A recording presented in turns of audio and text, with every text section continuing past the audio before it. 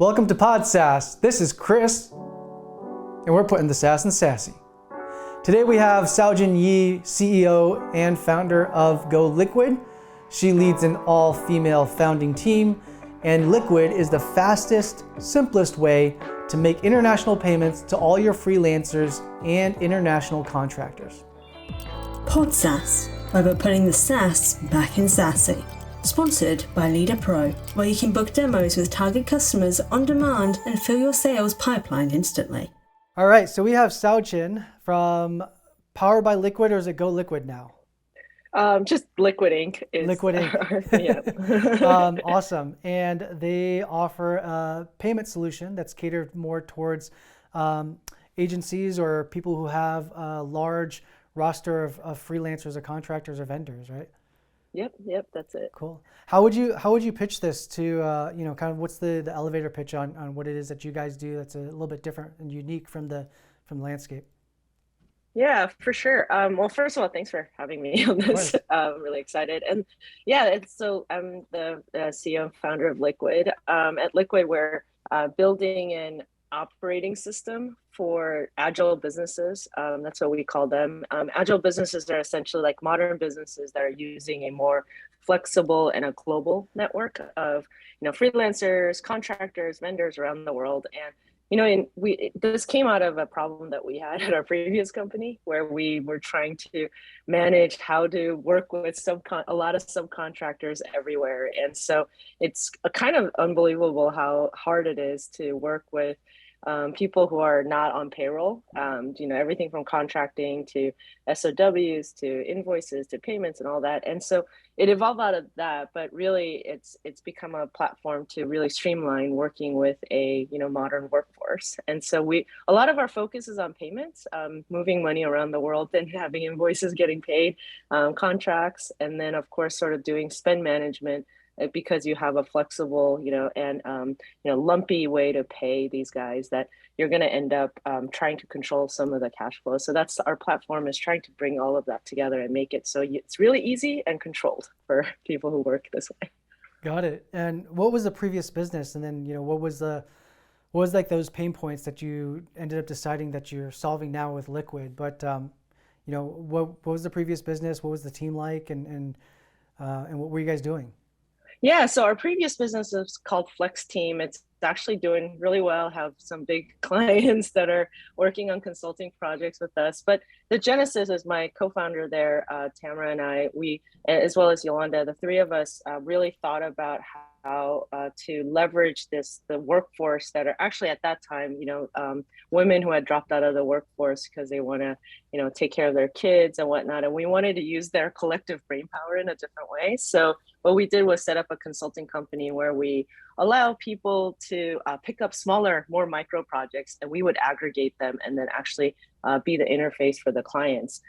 As we were doing that, which is very different when you have a bench of these subcontractors doing all this stuff, it's actually much more difficult than so if you actually kind of think about the last time you hired an agency or a consultant, like you have to agree to what it is, you have to put it on paper, have some, consulting agreements, you probably have to get the right tax forms, and then after you do the work, you have to make sure you get the invoices and pay. And of course there's all the compliance laws that goes with being in California. So we ended up sort of like trying to make this a lot easier for ourselves, and then that software that we built for ourselves sort of became Liquid. And so Flex Team is run by another leadership team now, doing really well, and then Liquid is the software that spun out of it, and that we've been at it for about 2.5 years now. You spoke about your other co-founders, Tamara and Yolanda, who I've had the pleasure of meeting too and working with together.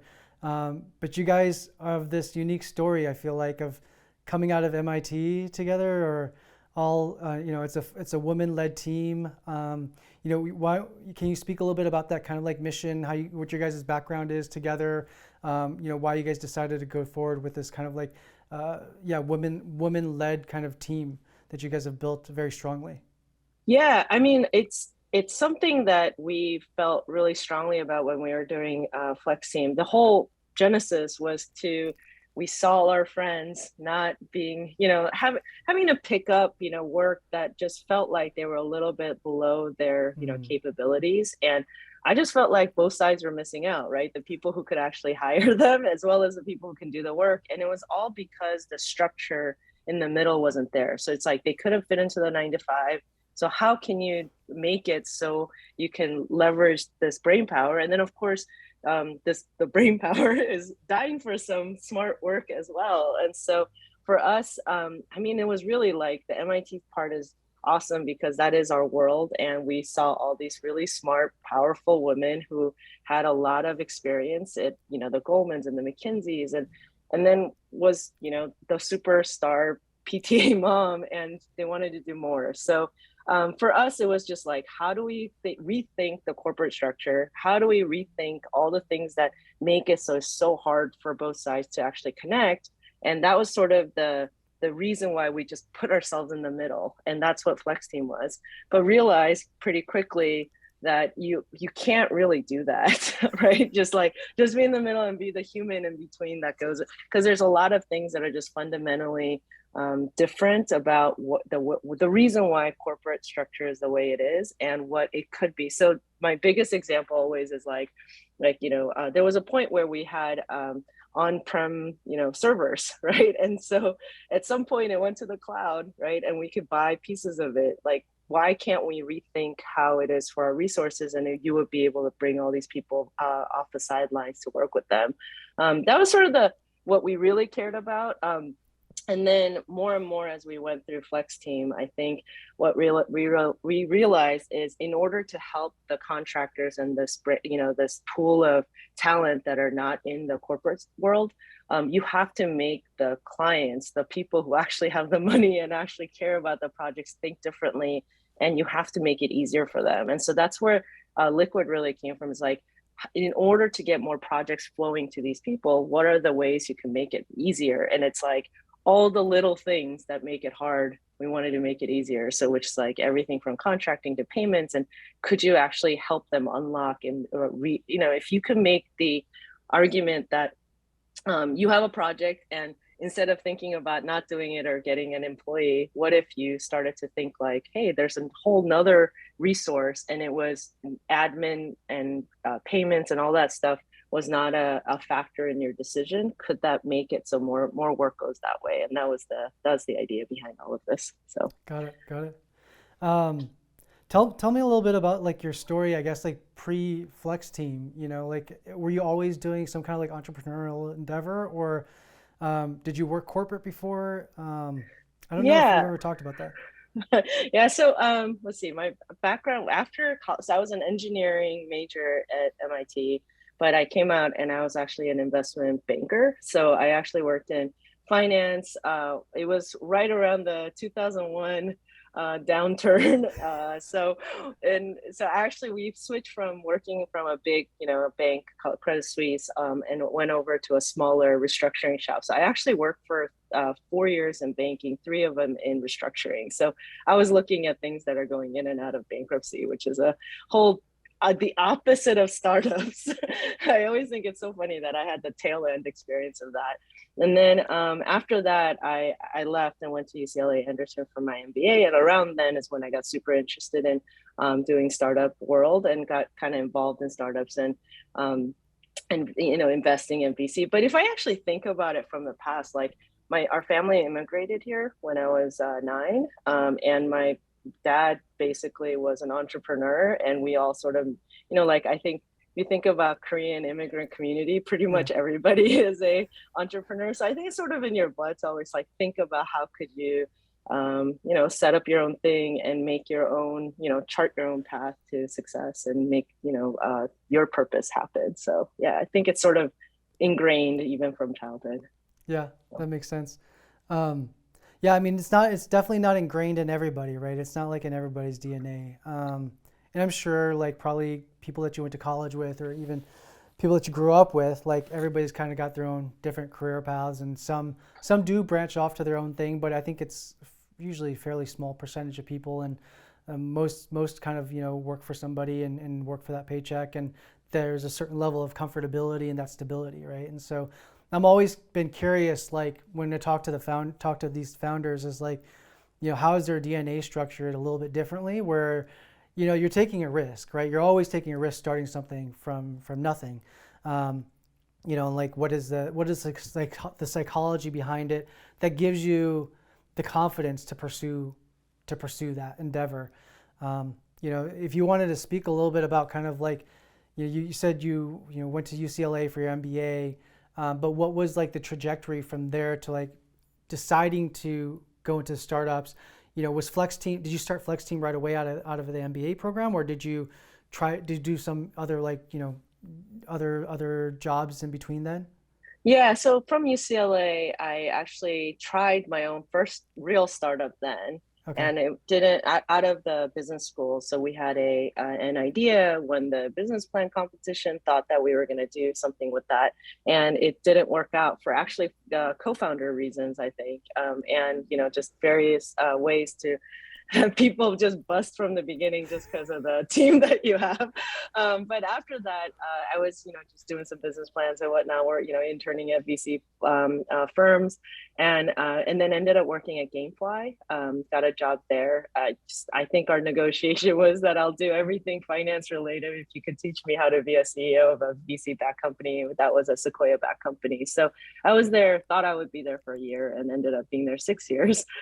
Just basically moving from finance job to, we were about to IPO, which didn't happen, but through that we started launching all these new ideas and acquiring companies. And so basically anything that was sort of strategic and innovative and forward looking, I got to sort of play in that. And then our team was going pretty fast, so we ended up towards the end. The last 2 years, I ended up adopting the product team, which kind of brought me full circle to my engineering world, which is what I like doing. And so I think I was very much a product person when I left Gamefly.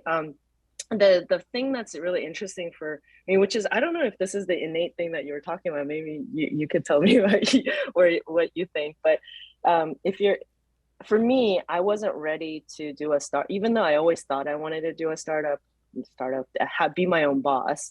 I wasn't really ready unless I had some good savings. Like, I was not ready to make the jump when I was in my 20s. I wanted to make sure that I had enough cushion to make a real jump for it. And so now I look at everybody, and real entrepreneurs are very not risk averse. And I felt like I did it the risk averse way, where I built up my savings before I was ready to really jump on it. And but maybe some people just like have it in them. It's an idea they have to chase right now. Who cares about money? I don't know what triggers people, but that's where I was, where I felt like I was ready, when I had the cushion. So that makes sense. Yeah, I don't know. I mean, I definitely, I don't think I operate that way. Yeah, and I think I'm on the other end. I think that's the actual most founders. Sometimes I talk about the founder traits and how different I feel compared to especially the other startup founders, because I feel like I'm a little bit more risk averse that way, or planning. And then the other is that, it wasn't, I think you're the more of the majority, and more people are more extroverted, more, just chasing it because they have to. I felt like I was a little bit more of a planner that really, which maybe it's good or bad. I don't know. I mean, I think there's no right or wrong answer at the end of the day. I mean, I feel like, for me personally, it was, at least into this, like, I feel like jumping into the startup world was very much just like out of necessity. Like, so my story is that, I did investment banking out of college. I went to entertainment doing TV and film production for like 8 years, which is like financially the worst decision you can ever make in your life. Like, it's the most up and down, all over the place kind of situation, right? And then even like leading up to 30 years old was like making minimum wage, answering phones at a health clinic, and like directionless, didn't know what to do. I was just like super desperate and hungry and wanted to make a change. And I think like a couple of buddies of mine from high school just kind of like took pity on that, or whatever it might have been. They had like they definitely had more stable, corporate techie type jobs. Both were like in tech. And they asked me to join a startup with them doing online tuxedo rentals 8 years ago, and that's what's forged my first intro to Mucker with Will and all kind of stuff. But yeah, 8 years ago, and basically I found that as an opportunity to really just dive in 120% because I had nothing to lose, and you know, even though we didn't pay ourselves anything, it was still a grind. Like I was at that point willing to bleed, sweat, cry, whatever I needed to do, which I did all those things.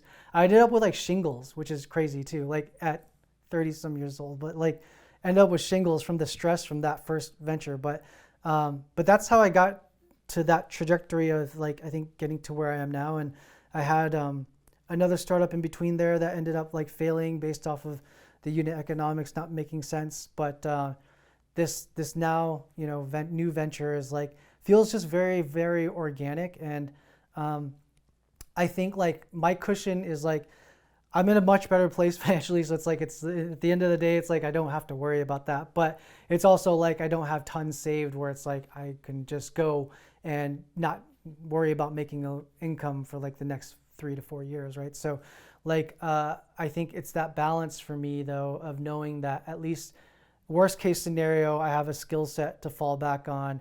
And like in my world, what I've already kind of like made an agreement to with myself is like, look, if everything fails, I can go live on an island in a hut and I could just like work with 5 clients and help 5 clients grow. And that's it. That's my life.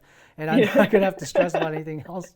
And it's just live, you know, so like, that's kind of my backup. But yeah, I think it's interesting. I mean, I think, you know, again, there's no right or wrong way in terms of like, I think that mentality. And I think like, yeah, I mean, I think with your a little bit more conservative predisposition, like, you know, maybe you could speak about the things that you feel like that's been a pro, and then maybe like some of the disadvantages of that kind of mindset, you know, with Liquid now, and in terms of like where you guys are and where you're going and all that.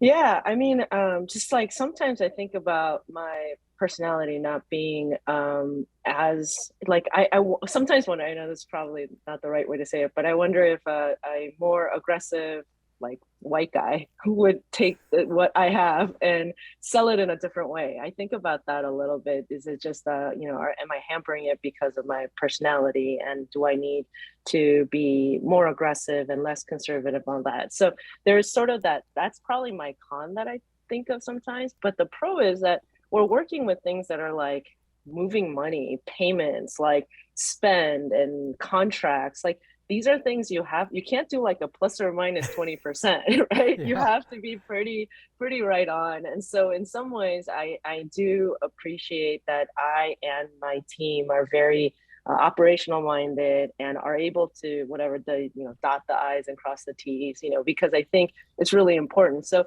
everything, you know, pros and cons. And sometimes I think it's really good for our operations and product.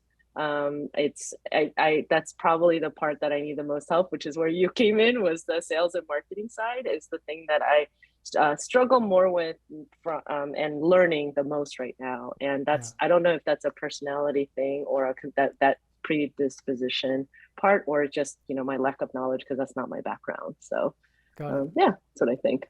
Pretty spot on in terms of, I think, like the awareness. And I think like that's, you know, talking to technical founders and then more like non-technical founders too. Like, I mean, it is, I think a few of the takeaways that I've had has been just like, it's the awareness of what your strengths are and what your weaknesses are, right? Like I am definitely not the product person. Like I barely can wireframe like appropriately, like, and I just feel so bad for, you know, my dev and product team, because like I'm trying to convey these ideas into something that they could digest, right? And so, but learning to know where those weaknesses are, then hiring against it appropriately, or you know, finding people that you can actually trust and actually just like delegate to, that I think is like one of the biggest personality traits that is universally, I think, like irregardless if you're technical or non-technical, is like having that understanding about yourself, and then being able to have the humility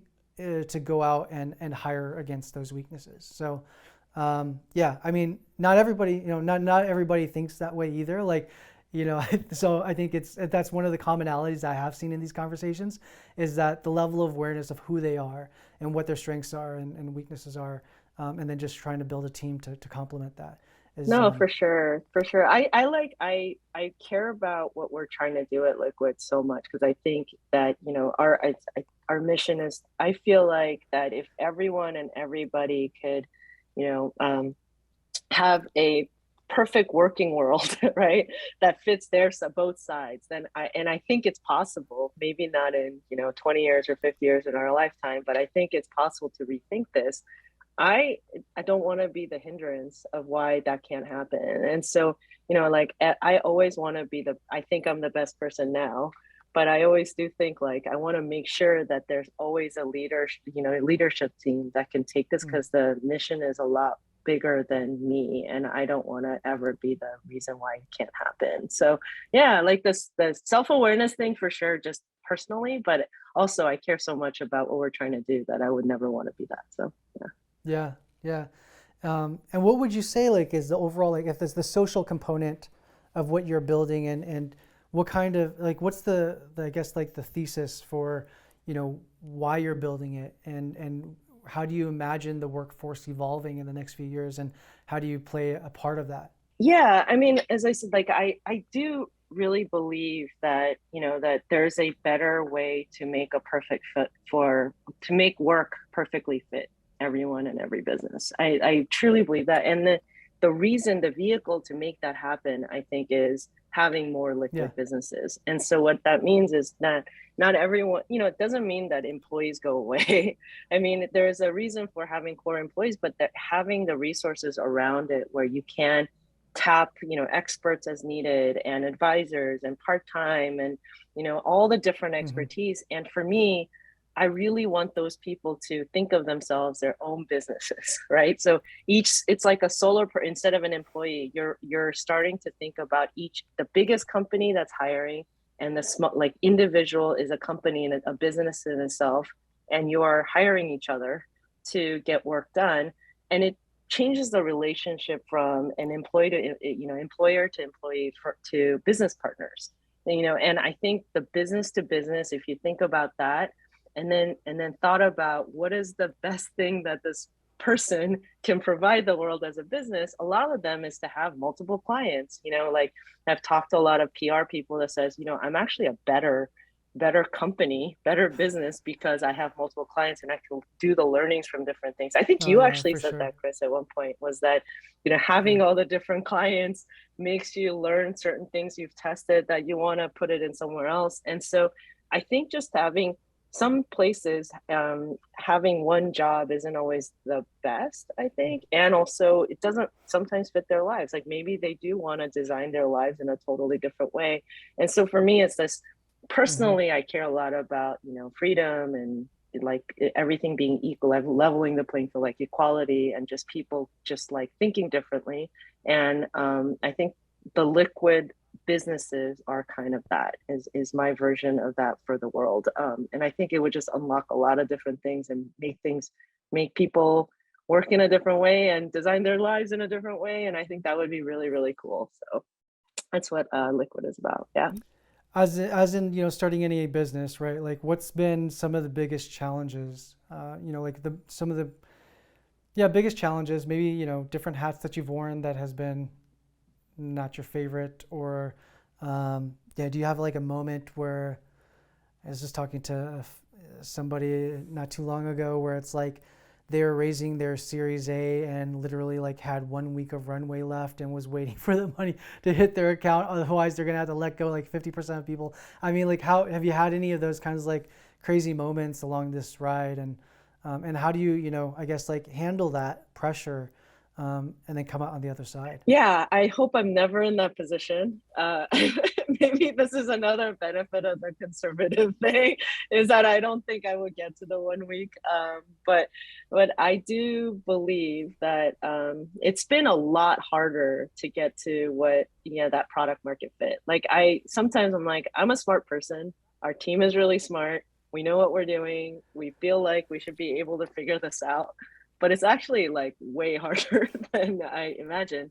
I mean, it's so different than a service business. It's so different than joining a company that already has it or any of the other experiences that I've had, right? And it's just I've said, I think I've said this to you again too before, is that we know we're throwing at the right target, but it's like we're not at the bullseye. And I know I'm throwing at the right target, but it is literally the most frustrating thing to not know that you can't get it every time. And so the biggest thing for me is always like there's so many variables. Like for me, I have a very scientific mind, right? You're like, here's the variables, we are eliminating these things, these are the decision trees, and it doesn't work that way. Sometimes a channel channel is working, these messages are working, and then suddenly it doesn't work and you don't know why. And so I think there's just like just being able to you're not in control, you're getting close, and just giving yourself like trusting the timing of it, Yeah. and know that it's Yeah. in the right place. But man, it is Got it. really hard Got for it. somebody who likes Um, to, have an answer, right? So yeah, that's probably the hardest. any advice for some budding entrepreneurs in terms of maybe having an idea but not knowing what to do as the next step? Like one is like, I guess, I think the greatest ideas obviously stem typically from an existing pain point that you're going through, ideally, right? You have definitely like technical founders out there that kind of like come from an engineering background, for example, and like they're trying to find that problem to solve, but maybe don't have that domain expertise. But let's just say somebody has that. They're experiencing a pain point. They feel like they have an idea. What would be your advice to kind of like next steps in terms of how to evolve it? And maybe you have some experience with Liquid, obviously from going from Flex Team, knowing that that's a core problem, making those first initial steps, but then obviously I think after those first initial steps, you start realizing what the opportunity could potentially be. But it's like, how do you get to that kind of like aha moment as to like what you should be doing? That's the hardest part, right? Is and this is an advice that I was given and I ignore still, and I shouldn't ignore. And it's probably, like it's the focus, right? And it's actually being okay getting not solving everything at once. For me, it's a little bit difficult. It's my platform is all about trying to streamline a whole workflow. Like our workflow was annoying, and so it's not one little widget, and we're trying to get the. So for me, it's been I need to solve everything and then sell it, and I think there's always a smaller piece to each thing that you could have tested. So if I think about if I had to do Liquid over from 2 years ago, like people say to talk to customers. Yes, I've done that. Customers lie. Like potential customers, like they tell you they're excited. So none of that. It's really just like trusting your gut and doing enough testing and all that. But like actually putting it out there and being really smart about the order of operations on what you're going to actually do instead of trying to do everything 60% and everything 80% isn't as good as 100% of one, 100% of the next, 100% of the next. And so, I right now, even to this day, I'm like, we're selling to agencies and finance and ops and startups, and like, yeah, I don't have a really good answer to it because and is it to pick one? Is it to and we've done all the textbook things that people tell you, or all the advice that we've been given. But so I think it's just like being really regimented about being focused and doing one thing at a time, and it's hard for me even to this day. And if I would give myself that advice every day, but I don't actually listen. So maybe that's the thing to do. With some of these challenges, obviously, like a lot of times it's a lot of problem solving day in day out, right? Um, and it can get super frustrating and stressful. Especially like you're saying, you can't. Sometimes the answers are so subjective, right? And you can't necessarily categorize it all into some kind of like data or scientific takeaway. That all that being said, I feel like personally I have a lot of like external motivators,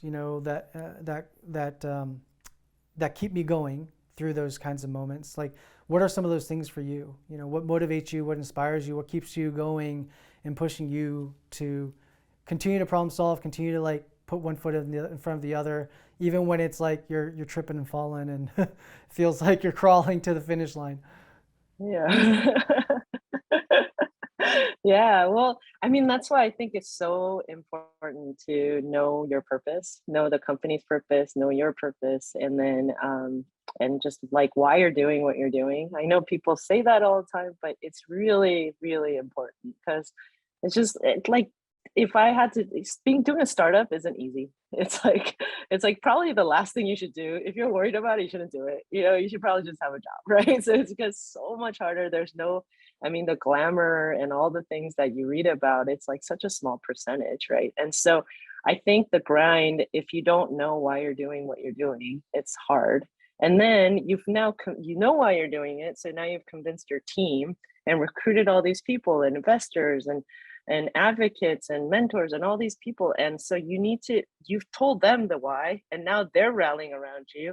And so then that's the second level of motivation, right? Is like these people bought into it, they're putting their heart and soul, and so you look at them and you can't give up because these guys are working really hard to make the dreams come true, right? And they care about it. And so I feel like a lot of it is like internally to the purpose, and then of course the people around you who believe in it as well. And so it's not saying like I don't want to let them down, but we're all in this boat together and we're just going to continue to row, and it's all part of the journey. And yeah, I don't know, it's like it's also, you learn so much every day. I like the fact that you get to learn everything. And so if you chalk it up to, like, pretty optimistic person, so if you chalk everything up to like every down is a learning opportunity and then you can learn to the next one and try not to make that mistake. I think it's like kind of a fun journey too, for the quickest way to learn all the stuff that about a business. So yeah. Yeah, most definitely. I do think like you learn every day. Every day is just like so different, I feel like. And especially, and especially I think like when you start hiring a team and you're getting to a certain size, it doesn't have to be, it's not even like you get to 50 employees or anything like that. I feel like even when you get to like 10 employees, like you're starting to delegate, and all of a sudden you're not wearing as many hats and you're not having your hand in ownership in all these different moving parts, which is a good thing, but also kind of like I sometimes feel like you're fidgety and you don't know like what's going on, and you're like, what do I do with my time? And I think your time, the way that you use your time has evolved, right? It evolves into something else, and it's like instead of putting out these fires on product, like it might be like, okay, well I have to put out a fire with the team, and it's like more of managing people as opposed to something technical or physical or tangible. And as you're building your team too, is like, how do you find, or how do you retain, I think, talent that you think really is going to help complement what you guys are building? Is there any like certain traits you look for, questions you ask, stories, backgrounds that you look at, that's maybe like outside of the norm, just like maybe personal to you? Yeah, I mean, when I left my last company and I knew that I wanted to do something for myself, I actually wrote down like who I wanted to work with. I didn't even have the idea. I said if I ever get to work with people like people I get to choose, which would be the most exciting thing about a startup, this is the type of traits I want. And really it came down to three things, which we used to talk about at the beginning of Liquid. It was just like, I want people who always bring their best shit, right? Like they give a shit and they get shit done, right? And it was always like, it doesn't matter. I want them to care, and I just want them to always be proactive, and then I'll also just like, get a lot done that they know they can do, be proactive and all that. The things that I think now, again, interviewing and finding people is another thing that I've learned a lot. We did go through an exercise of trying to put down our company values and think about what questions you could ask to really exemplify some of that. I never really thought of it that way, but I think it's really important to do something like that. What is core to making your whole team work? Because people talk about the superstars that come in and is super toxic. Like, what does toxic mean to your company? And I think for us, like going through that exercise of writing down values and writing down what questions and what are actually the best answers that you could potentially hear. And I think that's probably a way to really understand it. And the other part is like, it's a startup, right? Like you have to get certain people who just like get that it's there is no a plan can change in a day, in an hour.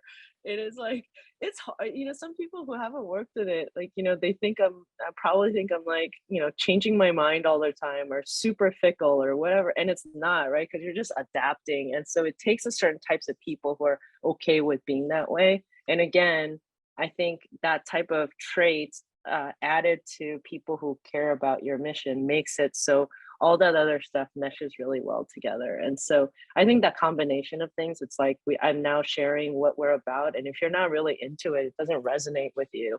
I think I wrote a thing called like a 3-drink rant, right? Like I have my 3 drinks and I wrote down why I'm doing this. You read it, it doesn't resonate with you. Maybe this is not even a place for us to have an interview about, because there's so many ups and downs, and I want you to be in it for the right reasons. On that note, I think we'll wrap it up here. But definitely, I think it's been great talking to you and catching up again. And if you wanted to share with any other kind of like SaaS companies or startups out there that might be looking, that are on the future of work and going more liquid and hiring, more of a diverse team where I think they are not restricted to just kind of like the typical full-time employee roles. In terms of like that, and using Liquid as the way to manage those teams. If you want to share kind of like how a quick pitch to those types of companies, feel free to do so now. That'd be great. Yeah, I mean, if you are a company that's using, freelancers, contractors, vendors, just a global network of resources in addition to your full-time team, and are just want to make it so you can scale and jump on opportunities, we have this platform that allows you to make payments really easily, still keep you in control, and manage that bench and roster to grow as a more agile business, which we think is the right way to grow in the modern times. So yeah, and you can check us out at goliquid.io, and you can reach out to us on some of the social media. I think it's Team Go Liquid, and we will be happy to help you out. Thanks for tuning in and listening to today's episode with Saujin Yi of Go Liquid. If you like what you heard and you want to listen to future episodes, please subscribe below and or give us 5-star reviews, because we love those reviews. See you next time.